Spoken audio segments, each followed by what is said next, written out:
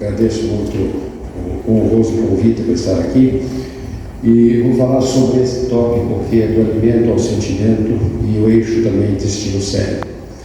Vai ser uma conversa assim um pouco fora do padrão normal que a gente está acostumado em congresso, mas eu acho que é um assunto muito interessante. Todas as sociedades, todas as culturas tradicionais, elas são marcadas pela fome, né, pelo medo da fome. Então, se a gente imagina pandemias, como nós tivemos agora recentemente do Covid, mas pandemia numa época em que não se estocavam alimentos, em que não tinha supermercados, se a gente imagina guerra, se a gente imagina o frio intenso, então realmente as pessoas passavam fome e a cultura é este medo da fome. A comida era a oportunidade das camadas dominantes da sociedade manifestarem a sua superioridade, manifestarem o seu poder. Então isso era bem evidente em épocas passadas. O poderoso, ele se definia como um grande comedor. Este indivíduo que está aí do lado, que é o Guido de Spoleto, ele foi rejeitado como rei dos hunos, dos francos, porque ele comia muito pouco. E essa frase eu tirei de um livro da época que dizia que não pode reinar sobre nós quem se contenta com uma refeição modesta. Então, o importante era você comer bastante. E aí algumas frases tiradas de vários livros. Ser gordo é bonito, é sinal de riqueza e de bem-estar. Se tiver discernir, vos quero bela, gorda e robusta. Esse era o conceito. Né? Então isso foi dito nesse livro desse Carlo Goldoni, que era um dramaturgo veneziano, muito famoso na época. E então era um culto à gordura. Do Shakespeare, o Shakespeare diz que o magro não suscita desejo e dos magros é preciso sempre desconfiar. O Shakespeare é um senhor dramaturgo, tem excelentes peças, mas ele ficou muito famoso também porque ele foi um dos que ajudou a construir esse teatro em 1599, que era o Globe Theatre, que em Londres é um teatro todo de madeira, um teatro de arena, e todas as peças dele foram então encenadas neste Globe Theatre. O Brilhant Savarin, ele tem esse livro fantástico que é a Fisiologia do Gosto, é um livro muito interessante de ler. Eu tirei algumas coisas do livro dele, né? O Criador, ao obrigar o homem a comer para viver, o incita pelo apetite e o recompensa pelo prazer. Uma outra frase que é dele: dize-me o que comes e te direi quem és. Né? A gente interpreta hoje de uma outra maneira, mas era assim, a comida como pertencimento social. Aquele tipo que comia quantidade, comia qualidade, ele socialmente ele estava bem posicionado. E por último, a frase dele, outra: a espécie humana come sem ter fome e bebe sem ter sede. Ele define a obesidade como um estado de congestão gordurosa, no qual o corpo perde a sua forma e a sua harmonia primitivas. E ele dizia que é um tipo de obesidade que se limita ao ventre e que ele jamais observou nas mulheres porque elas têm fibras moles. Que ele queria dizer com fibra mole, não faço ideia, mas era a definição dele. E já a percepção dele da época, que a obesidade predispõe a diversas doenças, e doenças da época, apoplexia, hidropsia, úlcera de perna, e torna as outras afecções mais difíceis de curar. A União Soviética,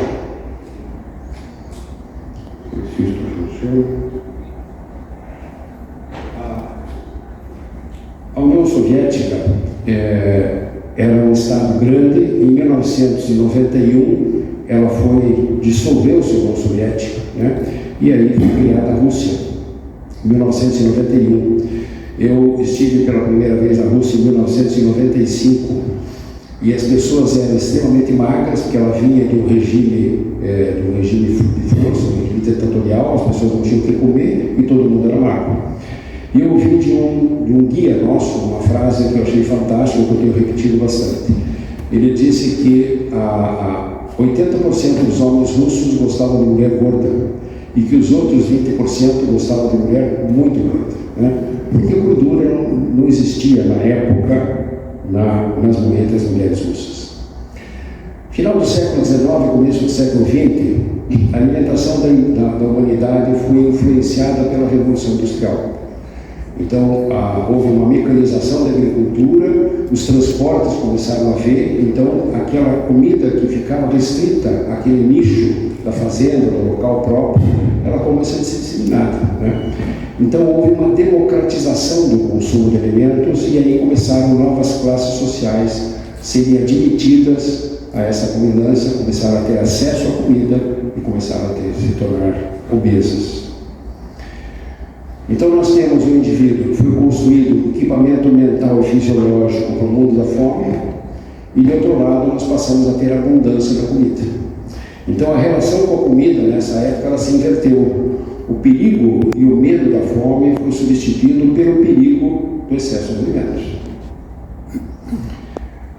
Onívoro somos nós todos, né? Onívoro que come de tudo, tanto vegetal quanto animal. Esse livro, o dilema do livro, é muito interessante, e o dilema é exatamente entre isso decidir o que comer, qual seria o melhor alimento. Como a obesidade aumentou absurdamente em função dessa disponibilidade de comida, os poderosos, então, nos anos 70, eles começaram a fazer outras formas de distinção. E aí veio comer pouco, e surgiu a ideologia da magra. Então isso foi nos anos 70. Nesse quadrinho ali, que vocês não vão conseguir ler, que está muito pequeno, todas as perguntas que são feitas para a mulher: você prefere ser inteligente ou ser magra? Você prefere ser bonita ou ser magra? Ser rica ou ser magra? Todas elas respondem: eu quero ser magra. Então isso foi anos 70, esse ano ainda virado. Essa em rosa ali é Twig, que era uma modelo famosa da época, a magéria extremamente magra. E aí, está aí o exemplo da magra, e aí nessa mesma época foi o surgimento da mini saia. Nos primeiros meses de vida, a gente começa a associar o comer com prazer, com carícia, com conforto, com amor. Então isso o recém-nascido já faz, né? Mais tarde, se a pessoa não recebe amor e não recebe contatos físicos suficientes, ou tem algum outro tipo de problema, de desconforto, ela fica com fome, né? Então ela vai ter fome de comida e vai ter outras fomes além dessa. A fome emocional é a busca de alimentos quando o indivíduo fica exposto a situações adversas. É mais frequente no sexo feminino, assim como os outros transtornos alimentares, e existem gatilhos para essa fome, né? Então frustração, tédio, tristeza, depressão, cansaço. Esses são gatilhos para esta fome emocional. Em estudo com quase 4.000 pacientes, houve uma associação diretamente proporcional do IMC com fome emocional. E estudos, isso foi feito na Inglaterra, estudos observacionais americanos com obesidade, evidenciou que 55% deles tinham fome emocional como gatilho para o seu ganho de peso. Essa jovem que está ali do lado, na mitologia grega, é a Hedonia, que é a deusa do prazer. E o hedonismo é uma doutrina que surgiu na antiguidade, que defende a busca do prazer como finalidade de vida. E a alimentação hedônica é o consumo de alimentos por prazer, que por meio do sistema de recompensa gera sintomas de bem-estar, né? E é isso que a gente vê hoje frequentemente, esta alimentação hedônica. Anos 70, 2024. Né? O que mudou nesse período? Várias coisas mudaram, evidentemente, mas uma das coisas que mudou muito foi o surgimento dos alimentos ultraprocessados e hiperpalatáveis. Esses alimentos foram projetados pela indústria alimentícia para maximizar o prazer sensorial. Todos eles ricos em gordura, em sal, açúcar e farinha. E como as drogas, esses alimentos aumentam a dopamina. Eu tive um paciente anos atrás, ele era um jovem, e ele descrevia aquele M do McDonald's, ele dizia que aquilo eram os arcos dourados da felicidade. Né? Então, prazer puro. A sabedoria mental já dizia que o intestino era o cérebro visceral. Existem hoje vários livros que mostram o intestino como sendo o segundo cérebro. E lá do lado de lá, vocês veem o Hélio Pova. O Hélio era irmão de César Pova, que era endocrinologista. O Hélio não era endocrinologista, mas ele era um indivíduo extremamente inteligente, ele era médico também. E eu tenho esse livro dele, que ele fez em 2000, sobre o cérebro desconhecido, né? Ele me deu esse livro até está autografado por ele. E o Hélio era uma pessoa tão interessante, porque ele nos deu aula no mestrado, e numa das aulas dele, o carrossel de slides, todos os slides estão invertidos. E quando o projetista fez menção de desinverter os slides, ele disse: não precisa, porque eles não vão entender nada do que eu vou falar, então pode deixar assim. Então o Hélio era uma figura marcante. O intestino tem até 9 metros de comprimento e 500 milhões de células nervosas. Então ele ganhou o status de parte pensante do nosso corpo. O nervo vago é o maior e mais complexo nervo craniano que a gente tem. Ele difere dos outros pares cranianos porque ele inerva órgãos do tórax, do abdômen. Então está lá, ele inervando o pulmão, o coração, fígado, intestino, estômago e assim por diante.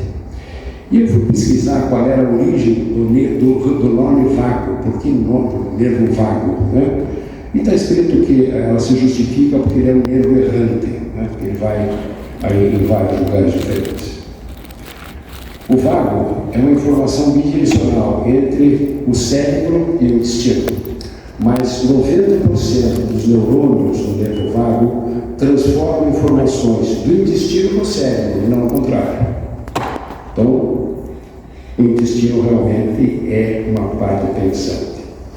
A massa de tecido neural do nosso intestino produz mais de 30 neurotransmissores, que são moléculas nitidamente associadas ao cérebro.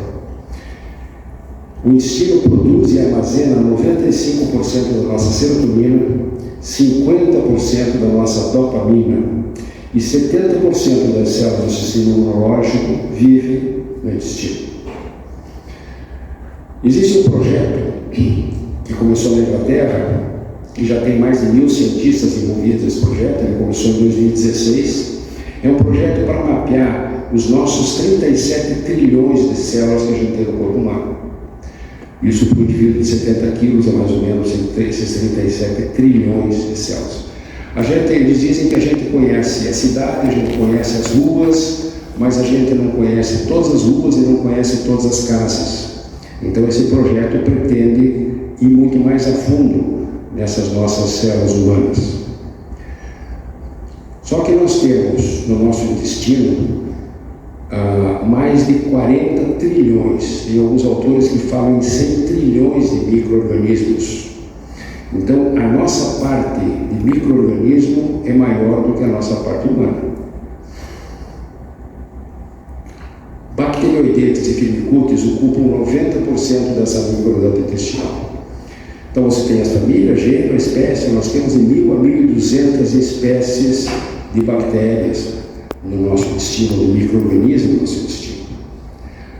Os bacteroidetes, eles modulam principalmente o sistema imunológico e a atividade de alimentos. Nós temos os alimentos hiperpalatáveis, nós temos a fome emocional, nós temos distúrbios alimentares, nós temos hedonismo, sedentarismo, genética, microbiota intestinal, hormônios gastrointestinais. Então, a obesidade é uma coisa muito mais complexa do que a gente possa imaginar, que é simplesmente comida, né? Uma coisa muito mais complexa é doença crônica, isso vocês todos sabem. Eu acho que esse é o meu último slide. Muito obrigado.